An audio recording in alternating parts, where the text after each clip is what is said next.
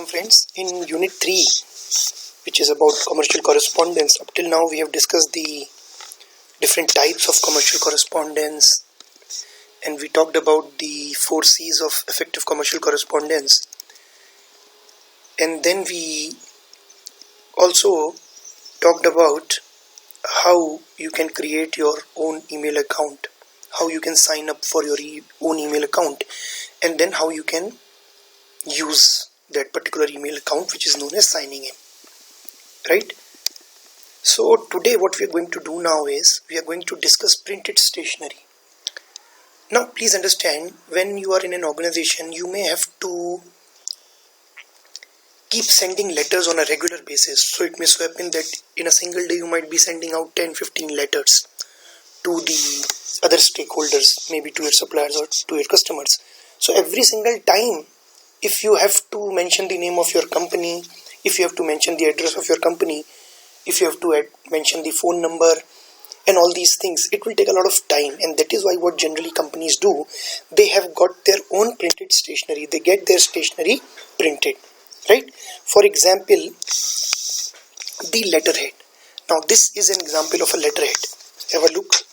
Now letterhead is basically the top part of the letter. Now this is the top part of the letter. This contains the name of the organization. It contains the brand name, or let's say the logo, the trademark. Then you have the address also, and then you have space for writing the letter, which is below this. So I have not included that particular space here in this particular photograph. I have only included the letterhead part. Now this is basically the letterhead part, right? And this is printed beforehand. You don't need to do it again and again, because you don't want your employees to waste time doing this again and again.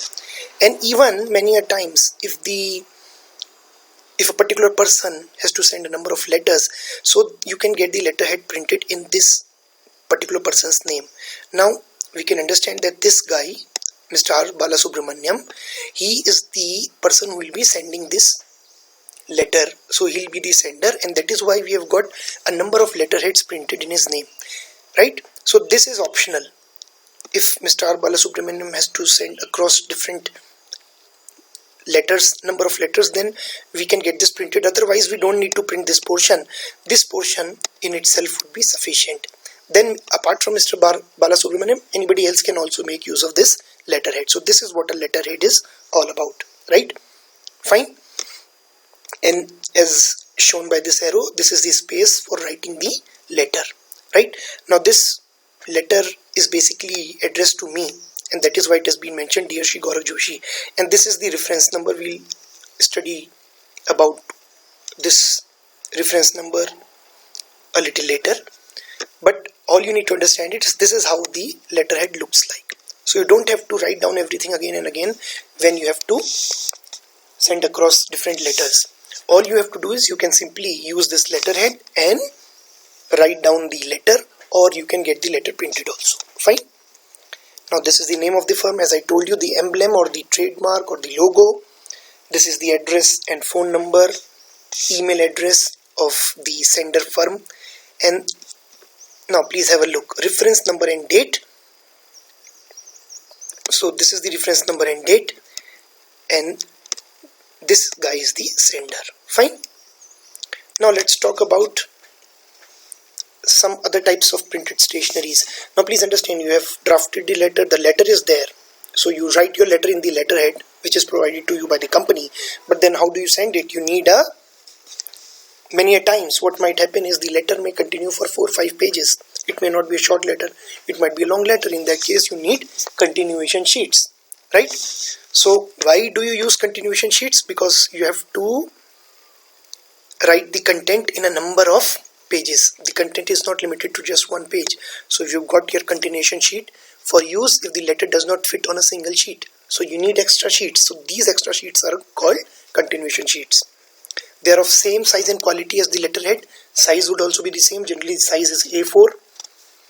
The quality is also the same. Has space for page number. So there is space so that you can mention the page number. This is continuation sheet number 1. This is 2. So that the reader the receiver of the letter, he is able to understand which page comes first and which page comes next. But it does not contain details found in the letterhead. Right? Let's have a look. Now this is a letterhead. Now please understand, the letterhead is shown here in this particular diagram. Now please have a look. In the first page, which is the letterhead, you have all the information, the company's name, emblem, the address, phone number, even Facebook IDs and everything. But the second continuation sheet, you only have, there is no other detail, right? There's no emblem here, no contact addresses, nothing is there. But yes, there is space for mentioning the page number. So this is continuation sheet, the second page. The first one is the letterhead because it contains all the information about the company, where the company resides, I mean what is the location of the company, what is the address, phone number, email ID. So all these things are there. Have a look. In this particular letterhead, the phone number and contact address is being given in the bottom. So this is another format of a letterhead. And the second one, this one is the continuation sheet. So don't get confused, right? It does not contain all the details. It does not contain phone numbers and other details found in letterhead, but there is only space for page number. And please also understand the form, the format, the size, everything is also the same. Have a look at the color combination. The blue color is still here, right? So this is what a continuation sheet looks like. But once you have written the letter and you have used the continuation sheet, how do you send it? You'll have to have an envelope again. So many times companies also get the envelope printed. Now what will this envelope have? Sender's firm's address, who is the sender, what is the address, phone number. So that is also printed on the envelope, right? Now this is the envelope, and please look at the color combination, blue and white, blue and white, blue and white. So it is easily recognizable. The receiver understands that it is all from the same company, so there is no chance of the letter getting misplaced, right? So the sender firm's address has been given here, company name, its address, everything has been given here. And what is this space meant for? For the receiver's name and receiver's address. Fine. So this is the front part of the letterhead and this is the back part. Fine. This is the front part of the envelope and this is the back part of the envelope, not the letterhead. I made a mistake saying that. Fine. So this is how, and many a times you get your stationeries printed also. Ultimately the whole objective is that all your letters that will go out to your other stakeholders, they will have the same format and they would be easily recognizable by the receiver. So there would be no inconsistency of format. Somebody is using a blue and white as background, somebody is using black, white as background, somebody else is using a different format. That would never happen because you have already got your stationeries printed. And secondly, it will save a lot of time for your employees. You don't have to write your address, your company's address, the sender's address. You don't have to mention all these things. So ultimately it saves a lot of time for your employees, right? Now let us have a look at the various details which have been given here. Sender's firm's address and space for receiver's address. Fine. Now let us talk about the different parts of a letter. Now this is very, very important because in the coming sessions we'll be discussing letter writing, and you should first of all know as to what are the different parts of a letter. Now this is a letter which has been shown to you. You need to pause the video here, maximize the screen, and then please go through this letter first, then we'll start discussing. So I'm straight away moving into discussion, but you should pause your video here. Now letter, what are the various parts of the letter? This is the reference number. Now have a look. Reference number. Why do you need a reference number? Because if you're sending multiple letters, it is this reference number. This is like a roll number for students. So we can identify two students. Even if the two students have the same name, I can identify by the roll number. Right? Likewise, reference numbers are unique to a particular letter. So probably the name of the company is MSIL, Maruti Suzuki India Limited. The year is 2021-22, and C probably is for confidential, and 49 is the number of letter. So this is a unique number for this particular letter, and I can if I have to refer to this particular letter later on, I can make use of this reference number. So kindly have a look at your letter dated this and this and reference number this and this, right? So there would be just one letter with this particular reference number. Remember this, and that is why we need a reference number. Fine. Now this is the date. Fine.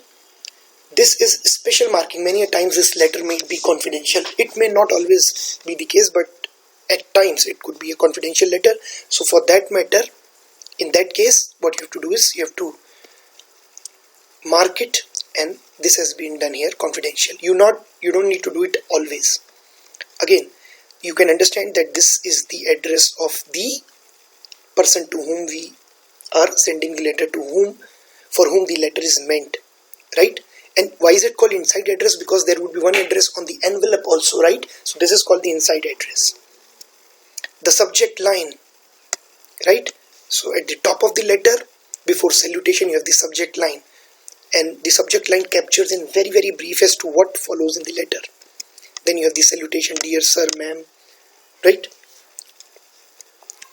Then you have the content, the body of the letter.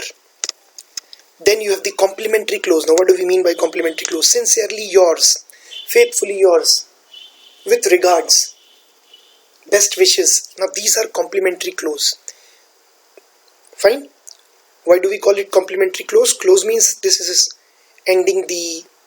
the signal that you are ending the letter, right? And you are complimenting, you are giving a compliment to the receiver, right? So complimentary clause, and then it is followed by the signature of the sender along with the sender's name, which is there in brackets, which shows that this signature belongs to Gaurav Joshi, and the address. Fine.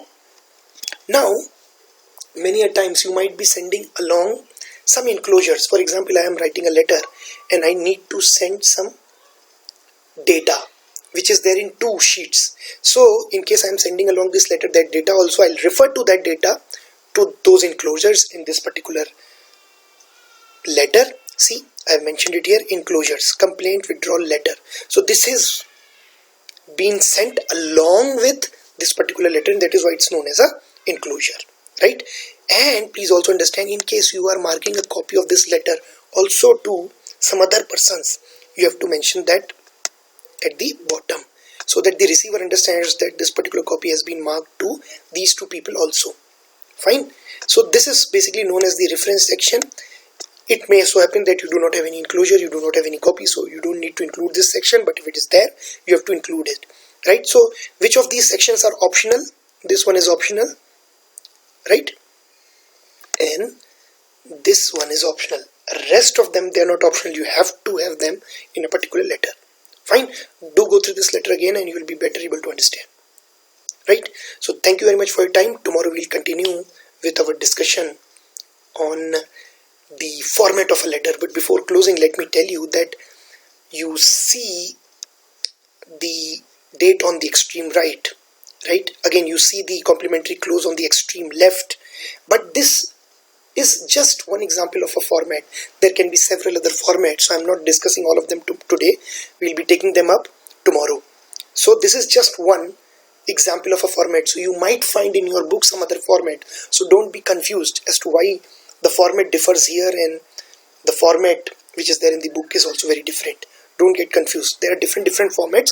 You have to use a particular format, but whichever format you use, you have to then use it without any errors, right? So